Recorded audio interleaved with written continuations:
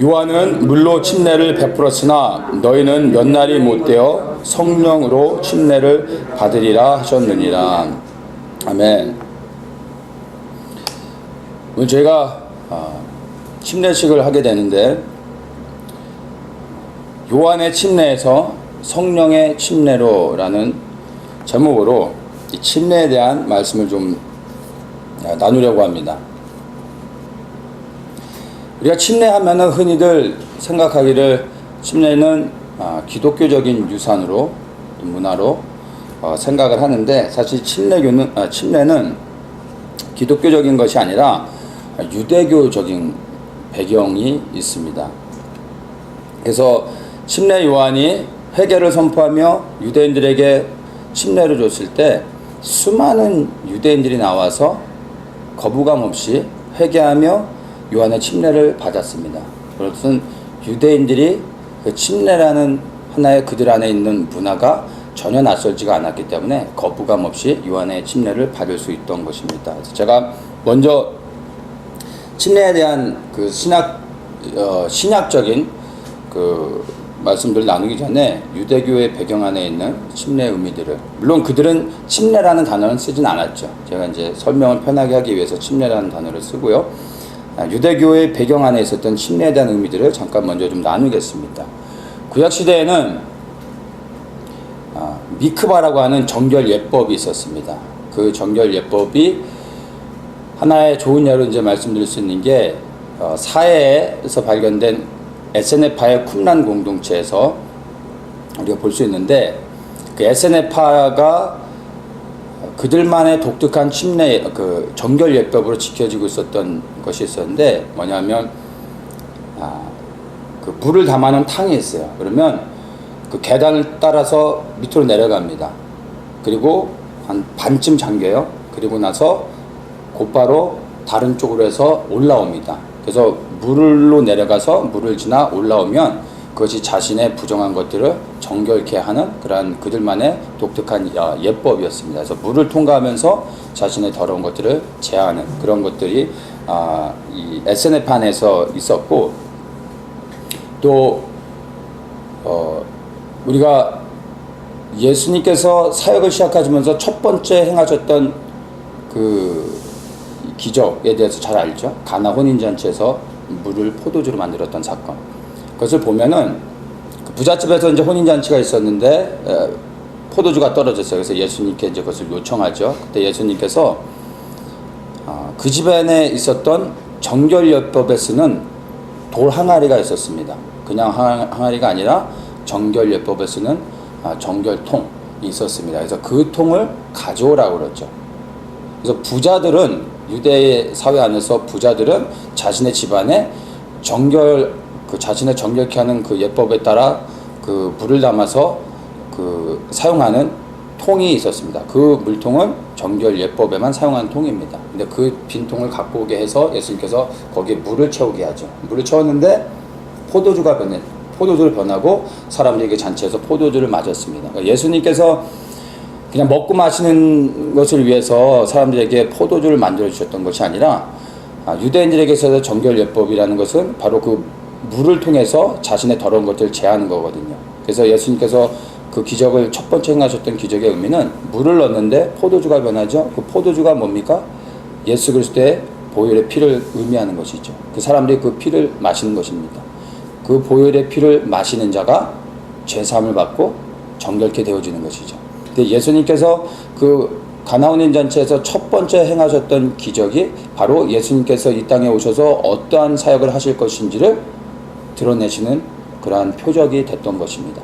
그것이 이제 유대 사회 배경 안에서 예수님께서 또 이렇게 보여주셨던 부분이고, 또 기록에 의하면은 성전 안에 탕이 그 뜰 안에 야외에 탕이 있었다고 합니다. 그러니까 그 탕이라고 해서 그 어떤 깊은 많은 사람들이 들어갈 수 있는 탕이 아니라 이렇게 웅덩이 같이 파진 게 있어서 사람들이 이제 제사를 드리러 왔을 때 자신이 부정해진 경우가 있으면 그 탕에 들어가서 자신을 정결케 하는 것입니다. 자신을 회복하고 그 다음에 이제 제사를 드리러 성전 안에 들어갈 수 있었습니다. 그래서 그 성전 안에서도 자신을 정결케 하는 탕이 있었던 것이 유대인의 배경인 것이 됩니다. 그리고 또 하나가 이제 중요한 것이 구약 시대부터 유대인들로 유대인 사회 안에서 이방인들이 유대교로 개종할 수 있는 기회를 제공해 주고 있었습니다. 그래서 이방인들이 유대교로 개종하려면은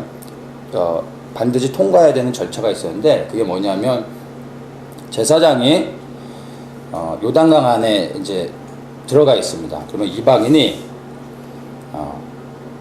그 요단강 안으로 들어갑니다.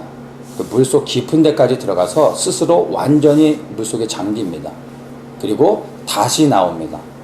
그리고 나와서 제사장이 있는 앞으로 앞으로 가는 겁니다. 그래서 그 앞에 서서 입술로 고백합니다. 이제 나는 이스라엘의 유일한 여호와 하나님만을 섬기겠다라는 이 믿음의 고백을 할 때 제사장이 그걸 듣고 이제 당신은 유대교인입니다 라고 제사장이 선포해 줍니다. 그리고 물 밖에 있었던 많은 증인들이 그것을 듣고 증인으로서 그리고 또 함께 환호해 줍니다. 그러면은 이 사람이 이제는 그 이후로부터는 종교가 바뀌는 거죠. 유대교로 바뀌고 즉 유대인이 되는 것입니다. 그리고 유대 사회에서 이제 이 사람을 유대인으로서 인정해주고 제사장을 통해서 그렇게 이제 유대교로 들어오게 해주는 그러한 문화가 있었습니다. 그래서 이 구약시대에 행해졌던 이 침례의 어떤 그 형식들을 보면은 우리가 오늘날 우리가 행하는 침례에 대한 것들을 의미를 분별해 볼 수가 있습니다. 미크바, 그 정결예법, 이것은 부정해진 것을 깨끗게 하는 것이죠. 바로 죄사함을 의미하는 것입니다. 그리고 유대교로 개종하는 종교를 바꾸는 것. 종교를 바꾼다는 건 뭐죠?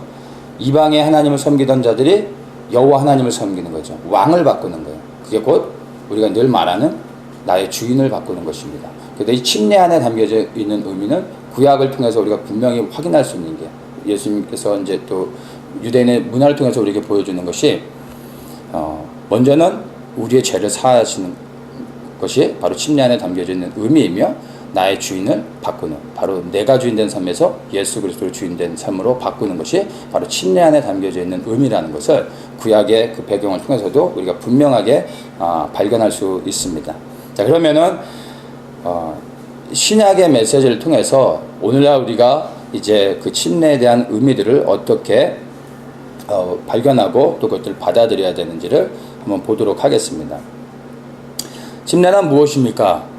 많은 여러 가지 정의를 내릴 수 있지만, 침례는 예수님의 죽으심과 연합되어지고 또한 그의 부활하심과 연합되어지는 것이라고 말할 수 있습니다. 먼저는 죽음과 연합되어지고 그리고 두 번째로 부활에 연합되어지는 것입니다.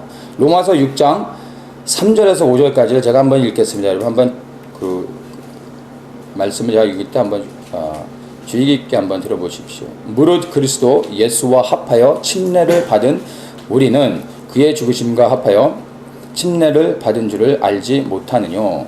그러므로 우리가 그의 죽으심과 합하여 침례를 받음으로 그와 함께 장사되었나니, 이는 아버지의 영광으로 말미암아 그리스도를 죽은 자 가운데서 살리심과 같이 우리로 또한 새 생명 가운데서 행하게 하려 함이니라.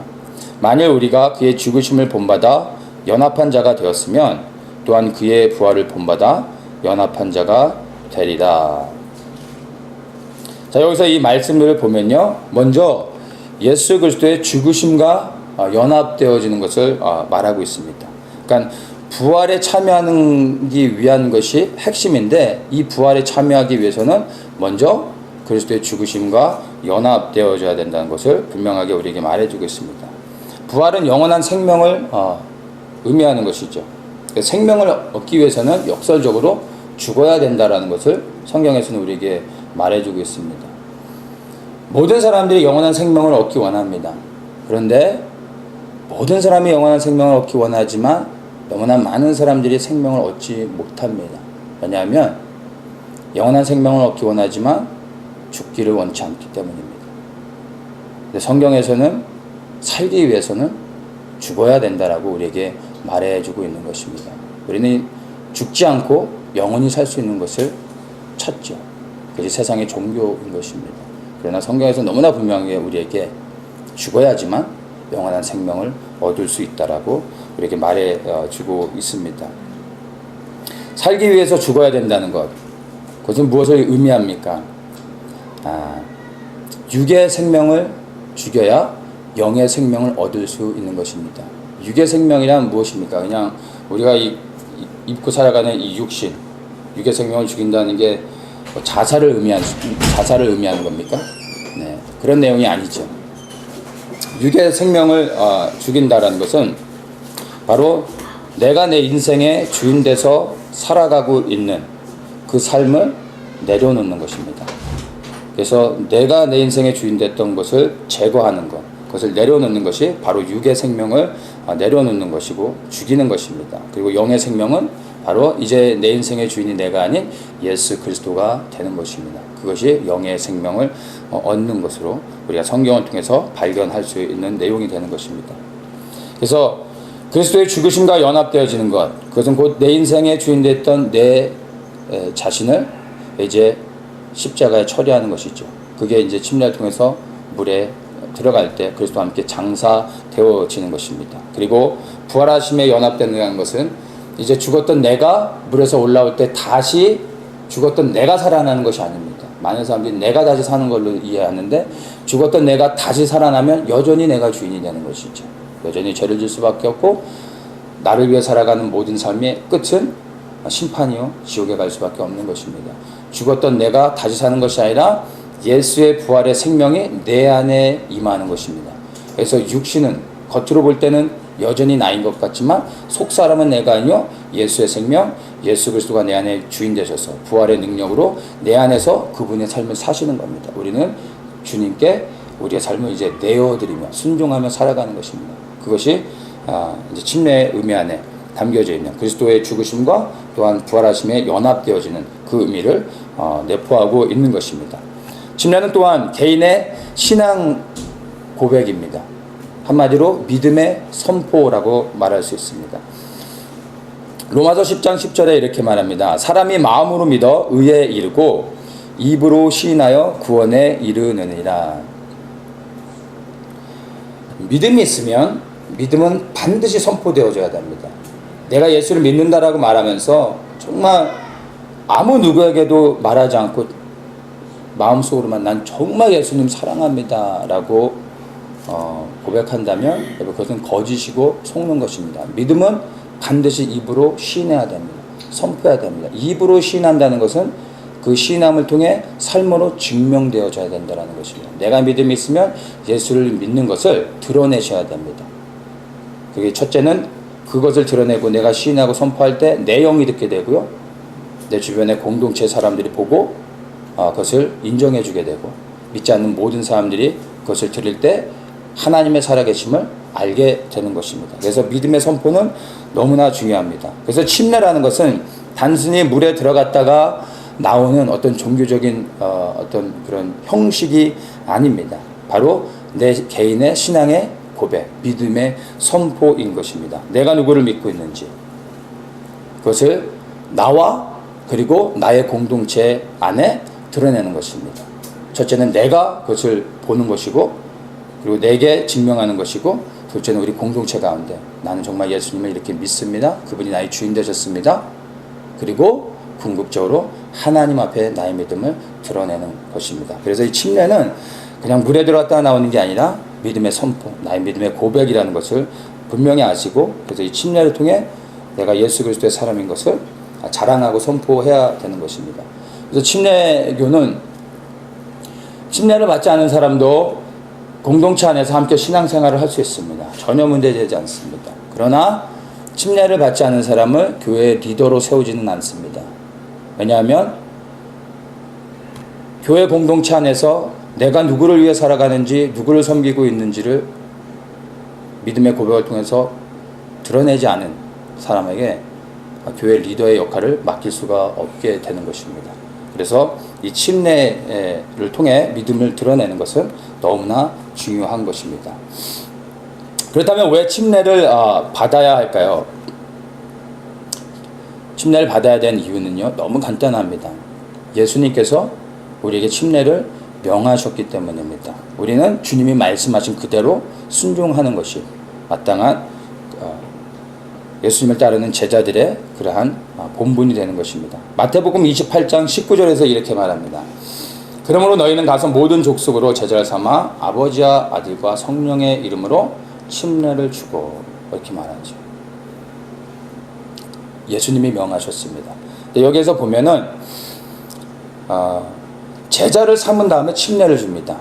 침례를 주고 제자를 삼는 게 아니고요, 제자가 된 자들에게, 이미 예수 그리스도의 제자, 이미 예수 그리스도를 따르고자 결단하고 헌신한 자들, 그들에게 침례를 주는 것입니다. 그게 순서입니다. 구원을 얻는 것하고 비슷하죠.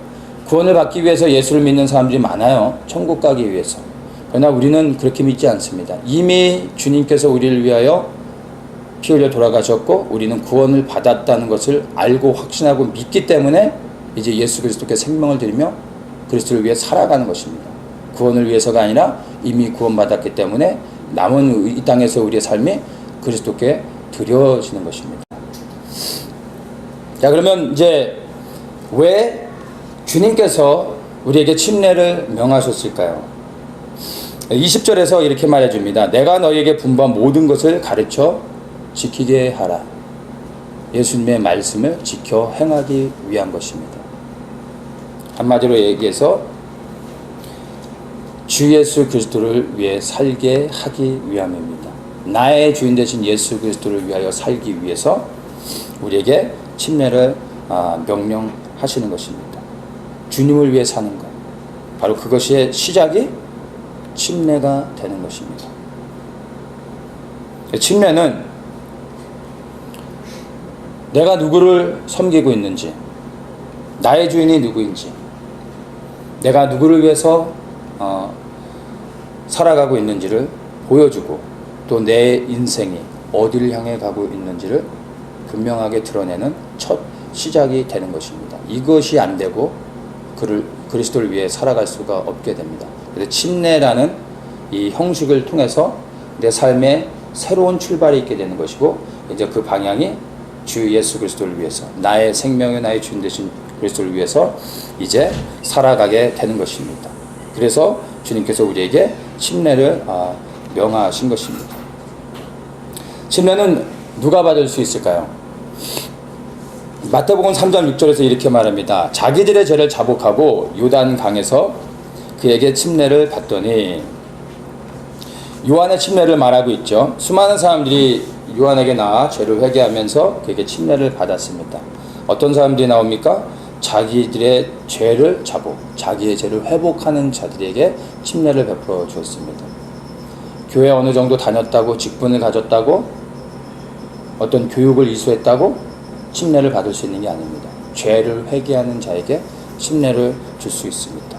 오직 자기의 죄를 깨닫고 회개하는 자가 침례를 받을 수 있는 것입니다. 그래서 침례를 받는 자들은요, 너무나 복된 것입니다. 왜냐하면 내가 죄인됨을 아는 것이잖아요. 내가 죄인임을 알지 못한 자는 죄를 회개하지 않습니다. 회개하지 않는 자는요, 죄사함을 받을 수 없고, 죄사함을 받지 못한 자는 지옥에 가게 되는 것입니다.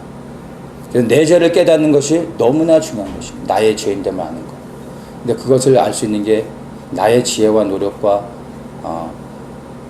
어떤 열심으로 되어지는 것입니까? 죄를 깨닫게 하는 건 오직 성령의 은혜이죠. 그래서 이 침례를 받을 수 있다는 것, 그것은 바로 나의 죄인됨을 인정하고 그리스도께서 나의 죄를 사하셨음을 믿고, 또 그 나의 죄를 사하신 주님이 부활의 능력으로서 새 생명 가운데서 내 안에 역사하신다는 것을 믿기 때문에 기꺼이 침례를 통하여 내가 장사되어지고 그리스도가 내 안에 살게 하는 것입니다. 그래서 이 침례를 받을 수 있다는 것은요, 바로 구원과도 연관되는 것입니다. 너무나 복되고 귀한 것이죠. 침례는 언제 받을 수 있을까요? 일정 기간 어떤 교회 출석을 해야 되는 것입니까? 사도행전 8장에 보면은 빌립 집사가 성령의 인도하심을 따라 에디오피아의 내무장관을 만납니다. 그가 예루살렘에서 이제 예배를 드리고 내려가던 길에 이사야의 글을 읽습니다. 그런데 그 에디오피아 사람이 읽었던 이사야의 글이 53장의 내용입니다. 어린 양의 피의 내용이었습니다. 근데 빌립이 이제 가까이 가서 묻죠. 그 말씀의 의미를 이해하겠냐 했더니 가르쳐준 사람이 없는데, 해석해준 사람이 없는데 내가 어떻게 할 수 있겠냐. 그래서 빌립이 올라가 그에게 이사야 53장의 말씀으로부터 시작해서 예수 그리스도의 복음을 설명합니다. 그때 이 빌립의 이 복음을 들은 에디오피아 사람이요, 즉시로 자기의 죄를 회개하면서 이제 침례를 받기 원합니다. 물이 저기 있는데 내가 주저할 게 뭐 있냐. 가서 침례를 받자 하면서 침례를 받습니다. 그래서 그 죄사함을 받는 그런 일들이 있었습니다. 예수님이 나의 죄를 사해 주셨고 그분이 나의 주인이라는 것을 믿는다면 그 즉시로 침례를 받을 수 있는 것입니다. 또한 침례는 다 아시는 것처럼 예수님께서 직접 본을 보이시면서 받으셨습니다. 예수님은 침례를 받아야 될 단 하나의 이유도 없으셨습니다. 그러나 우리에게 본이 되어지기 위해서 예수님조차도 요한에게 침례를 받으셨습니다. 그리고 예수님도 이제 그 침례를 통하여 그 후로 이제 사역을 시작하는 것을 우리가 알 수 있습니다. 여기서 한 가지 우리가 이제 오해하지 말아야 되는 것이 있습니다. 침례를 받지 못하면 구원을 얻을 수 없는가? 이것에 대한 것들을 우리가 좀 정확하게 그것을 인식할 필요가 있습니다. 마가복음 16장 15절 16절에 보면요, 또 가라사대 너희는 온 천하에 다니며 만민에게 복음을 전파하라. 믿고 침례를 받는 사람은 구원을 얻을 것이요 믿지 않는 사람은 정죄를 받으리라. 이렇게 말하고 있는데요, 오해하는 것이 이거예요. 믿고 침례를 받는 사람은 구원을 얻을 것이요. 그러니까 믿는 것과 침례를 다 해야 구원을 얻는 것처럼 처럼 보일 수 있습니다. 근데 핵심은 믿음입니다. 믿음으로 구원을 받고 믿지 않으면 뭐라고요? 정죄를 받는다라고 말이죠. 곧 심판을 받는다.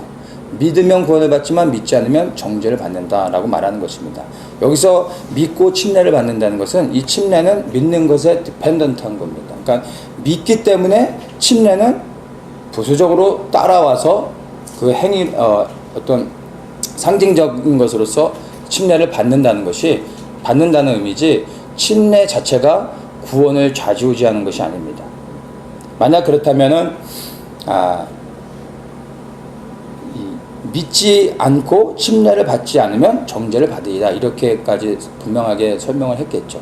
근데 구원은 믿음으로 받고 심판 또한 믿음으로 받는 것입니다. 그래서 침례는 바로 믿음에 디펜던트한 것으로서 믿는 자가 마땅히 침례는 받게 되는 것입니다. 그래서 이 구원의 문제는 믿음과 연관되어 있음을 알 수 있습니다. 그래서 로마 카톨릭이나 루터교는 아직까지도 교리적으로 침례를 받지 않는 자들, 그래서 이제 세례라고 말하죠. 세례를 받지 않으면 구원을 받지 못한다라고 교리적으로 분명하게 정의하고 있습니다. 그래서 교리적으로 또한 유아 세례를 주죠. 왜냐하면 구원과 연관되니까 태어나자마자 일단 세례를 받아야 되는 거예요. 구원을 받아야 되니까.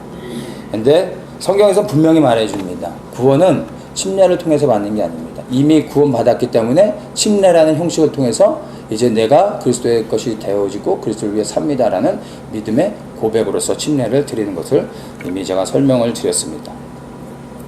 베드로전서 3장 21절에 이렇게 말합니다. 물은 예수 그리스도의 부활하심으로 말미암아 이제 너희를 구원하는 편이 곧 침례라 육체의 더러운 것을 제하여 버림이 아니요 오직 선한 양심이 하나님을 향하여 찾아가는 것이라. 자, 여기서 이제 침례를 구원하는 표, 이렇게 말하고 있어요. 구원의 표. 흠정령에서는 이것을 이제 모형이라고 말하는데요.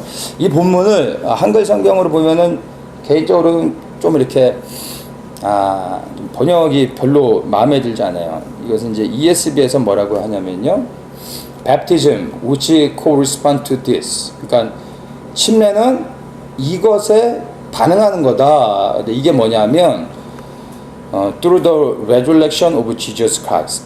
그러니까 예수 그리스도의 부활을 통해 반응하는 것이 곧 침례가 되는 것입니다. 그리스도께서 부활하셨기 때문에 침례를 통해서 우리 자신을 그리스도의 죽으심과 함께 장사할 수 있는 것입니다. 부활에 대한 확신과 소망이 없으면 우리를 죽음에 내어줄 수 없죠. 죽음이 끝인데 어떻게 우리가 죽을 수 있겠어요? 믿는 우리들이 죽음을 두려워하지 않는 단 하나의 이유는 담대하기 때문이 아니죠. 용감하기 때문이 아니죠. 죽음이 끝이 아니라는 것을 믿고 확신하기 때문에 죽어도 육신을 죽인 자를 두려워하지 않을 수 있는 것이죠. 그래서 이 침례에 참여하는 것은 바로 부활에 대한 소망과 확신이 있기 때문입니다. 우리는 그리스도와 함께 장사되지만 이제 그 부활의 능력이 새 생명이 내 안에 임할 때 이제 내가 다시 태어나 내 생명으로 살아나는 것이 아니요 예수의 생명이 내 안에서 새롭게 내 삶을 바꾸시고 그분이 내 삶을 새롭게 하시며 구원을 이루어 간다라는 것, 그것을 믿고 확신하기 때문에 침례를 받는 것입니다. 그래서 그러한 믿음의 고백과 그 확신과 소망을 담아서 침례를 행하는 것입니다. 그래서 이 침례는 모형이고 형식이고 바로 상징이 되어지는 것입니다. 우리가 이렇게 침례에 대해서 살펴보았는데요. 침례는 여기서 끝나면은 안 됩니다. 다음 단계가 있어요. 제가 이제 오늘 제목을 나눴죠. 요한의 침례에서 성령의 침례로. 우리가 받을 침례는 요한의 침례입니다. 물 침례를 받는 것입니다. 그런데 진짜 우리가 받아야 될 침례는요, 성령의 침례입니다. 여러분 이것을 분명하게 기억해야 됩니다. 마가복음 1장 4절에서 이렇게 말합니다. 침례 요한이 이르러 광야에서 죄사함을 받게 하는 회개의 침례를 전파하니, 이것이 우리가 받을 침례요 받은 침례이기도 합니다. 회개의 침례, 곧 물 침례이죠. 8절에서 이렇게 말합니다. 나는 너희에게 물로 침례를 주었거니와 그는 성령으로 너희에게 침례를 주시리라. 침례 요한이 침례를 행하면서 침례를 받은 자들에게 말하고 있는 거예요. 나는 너희에게 물로 침례를 주지만 그가 누굽니까? 예수 그리스도. 예수 그리스도께서 너희에게 이제 성령의 침례를 주실 것이다. 이것을 말해주고 있습니다. 사도행전 2장 38절에 이렇게 말합니다. 이번엔 베드로가 말하는데요. 베드로가 가로되 너희가 회개하여 각각 예수 그리스도의 이름으로 침례를 받고 죄사함을 얻으라. 그리하면 성령을 선물로 받으리니. 우리가 받는 물 침례, 그 후에 베드로는 무엇을 약속합니까? 성령의 침례를 약속하고 있습니다. 우리가 물 침례를 받으면, 요한의 침례를 받으면 반드시 성령의 침례를 받아야 되는 것입니다. 이것은 말씀을 통해서 우리에게 약속해 주신 것입니다. 받아야 되고 또한 우리에게 주시기로 약속해 주신 것입니다. 그래서 우리가 정말 받아야 되는 진짜 침례는 성령의 침례입니다. 진짜 침례라고 해서 우리가 받는 물 침례는 가짜냐? 그게 아니라 정말 본질적 침례는 물로 받는 침례가 아니라 성령을 받는 침례라는 것을 우리에게 말해주고 있는 것입니다. 극장에 가서 영화를 보는데 이제 조명이 딱 꺼지면 화면에 제일 먼저 나오는 게 뭐죠? 예고편. 그렇죠? 예고편을 재미나게, 그리고 여러 가지 예고편을 봤다고 해서 여러분 예고편 끝나면 영화 재밌게 잘 봤다 하고 여러분 나오십니까? 그러면 정말 어리석은 사람이 되는 거죠. 아무리 예고편이 재밌었다 할지라도요, 예고편이 끝나고 기다리셔야 돼요. 그러면 진짜 영화가 상영되는 겁니다.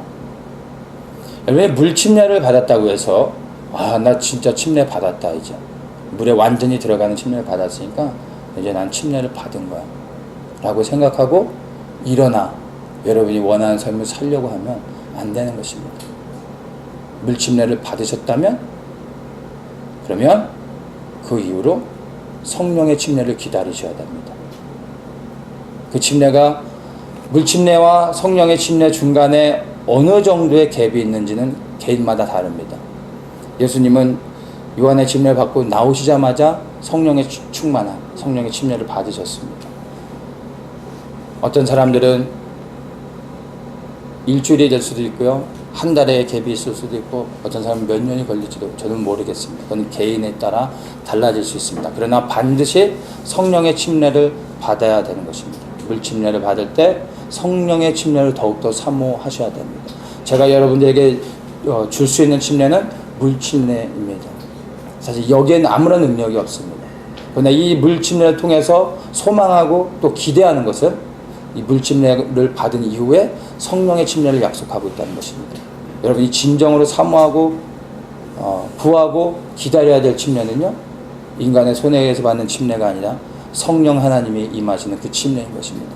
그 침례를 반드시 받으셔야 됩니다. 오늘 그러한 침례의 역사가, 성령의 역사가 우리 모든 공동체 가운데 있기를 축복합니다. 왜 이러한 성령의 침례를 받아야 됩니까? 이것은 좀 전에 나눴던 것처럼 침례의 의미 안에 담겨져 있습니다. 예수 그리스도를 위해 살게 하기 위함입니다. 우리에게 주신 사명을 감당하기 위함이라고 말할 수 있습니다. 왜냐하면 성령의 침례, 즉 성령의 충만함 없이는 주를 위해 살 수 없습니다. 침례는 우리의 믿음의 고백이요 선포라고 말했습니다. 주님이 우리에게 요구하시는 것이 있습니다. 왜냐하면 우리에게 자유의지를 주셨기 때문에 침례를 통해서 우리 스스로가 하나님 앞에 삶을 드리는 것입니다. 나를 구원해 주신 주님, 그리고 내 안에 새 생명으로서 역사하신 주님께 이제 내 삶을 드려 주님을 위해 살겠습니다라는 믿음의 고백, 내 의지를 동원해서 주님 앞에 고백하며 내 삶을 드리며 나아가는 그 침례의 그 형식이 중요합니다. 예수님이 우리의 믿음을 그렇게 보기 원하시죠. 그런데 우리가 아무리 주님 앞에 우리의 삶을 헌신하고 드리고 이렇게 결단하며 나아간다 할지라도, 결단은 우리가 할 수 있지만, 고백은 할 수 있지만 실제로 주 예수 그리스도를 위해 살아갈 수 있는 능력은 우리에게 없습니다.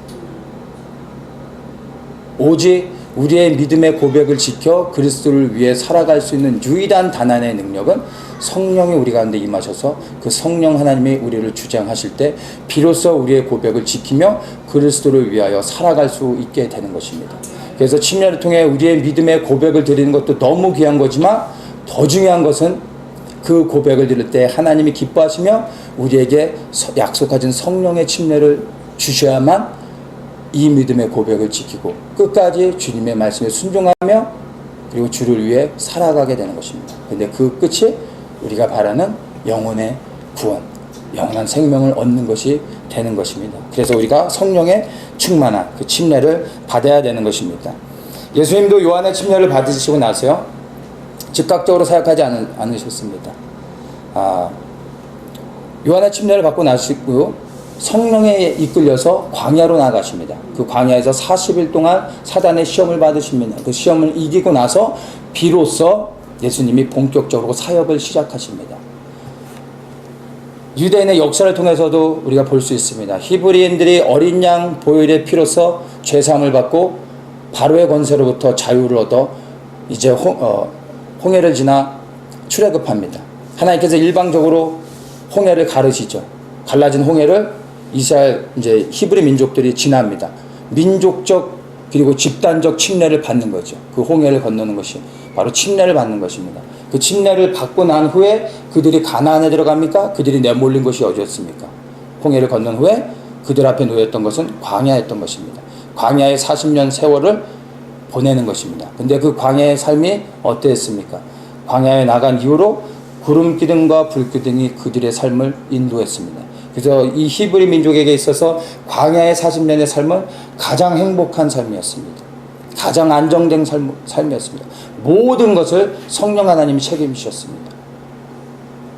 그렇게 이 광야의 생활을 통해 성령 하나님이 그들을 인도하시고 그들이 그 시험을 통과하고 준비된 후에 비로소 가나안에 들어가 하나님의 나라를 세우며 그곳에서 하나님의 영광을 드러내며 주신 민족의 사명들을 감당하게 됐던 것을 볼 수 있습니다. 예수님의 제자들도 예수님과 함께 3년 반을 다니며 배우고 예수님이 이제 승천하신 다음에 즉시로 그들이 사역을 시작했나요?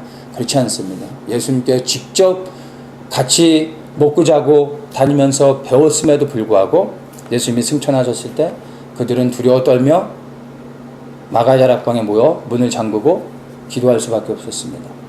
근데 바로 성령의 충만함이 그들이 모여서 기도하는 곳에 임했을 때 비로소 그들이 세상에 나아가 담대히 그리스도의 복음을 증거하며 살아갈 수 있었던 것입니다. 많은 것을 배웠기 때문에 그리스도께로 직접 배웠기 때문에 그들이 두려움 없이 세상 가운데 복음을 증거하며 살아갈 수 있었던 것이 아니라 성령의 충만함이 임하였을 때 비로소 들은 바 또 헌신한 바 배운 바 하나님의 말씀들을 따라 선포하며 복음의 능력을 행할 수 있었던 것입니다.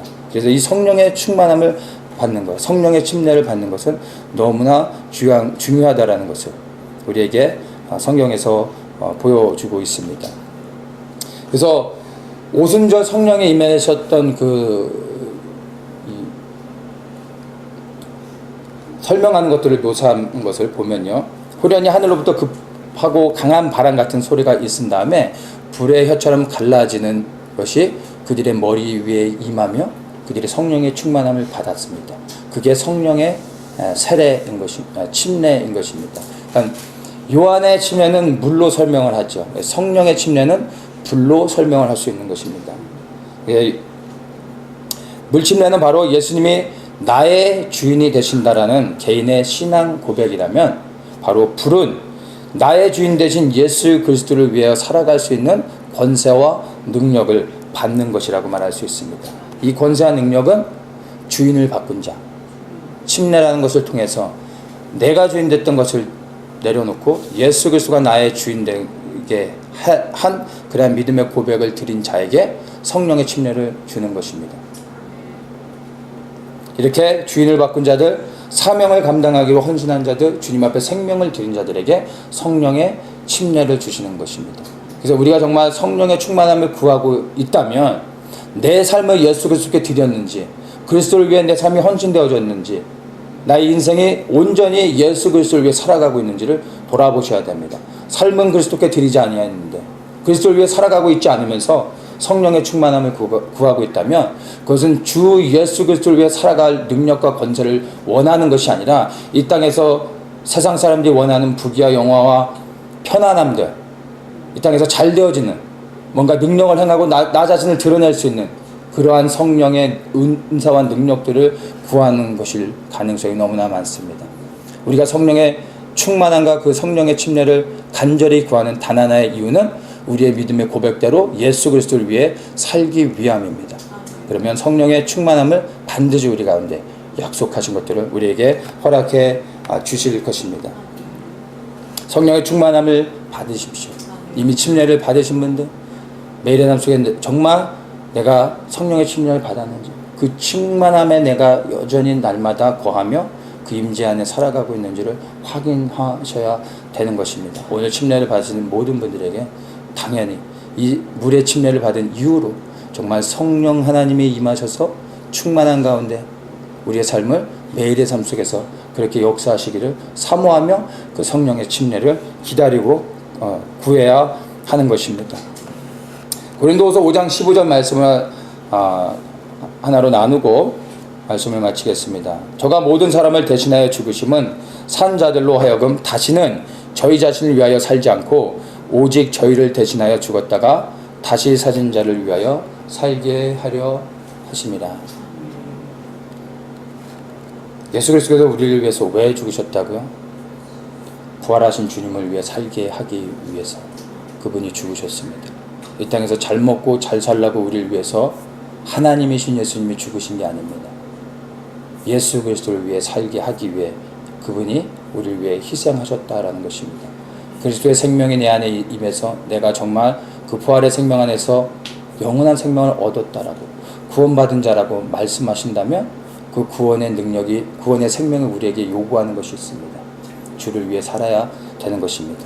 바로 부활하신 예수 그리스도를 살게 하기 위해 주님이 죽으신 것입니다. 그래서 이 부활의 생명이 정말로 내 안에 있다면 우리는 돌아봐야 됩니다. 내가 그리스도를 위해 내 삶이 드려졌는지, 그 삶이 헌신되어져 있는지, 그것을 분명히 여러분이 기억하며 인식하며 또한 그것을 고백하며 그렇게 살아가야 되는 것입니다. 기억하십시오. 부활하신 예수 그리스도를 위해 살기를 우리가 헌신했을 때 이제 이후로부터 그 부활하신 예수 그리스도를 위해서 진정으로 살아갈 수 있기 위한 바로 성령의 충만함, 그것을 받기를 더욱더 간절히 원해야 됩니다. 그렇게 성령의 충만한 가운데 우리가 예수 그리스도를 위해 살아가며 우리의 인생의 끝, 그 어느 순간에 우리의 구원을 완성하는 날이 있게 될 것입니다. 그 주님 앞에서 영원토록 그분과 함께 기뻐하며 하나님을 예배하며 살아가게 될 것입니다. 그 첫 시작이 바로 침례로부터 되어지는 것입니다.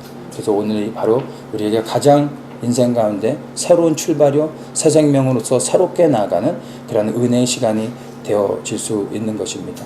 기억하십시오. 물침례 이후에 반드시 성령의 침례를 받으셔야 됩니다. 그리고 그 침례를 성령의 침례를 통하여 예수 그리스도를 위하여 온전히 삶이 들어져서 그리스도를 기쁘시게 하는 삶을 살아가시기를 주 예수 그리스도의 이름으로 축복합니다.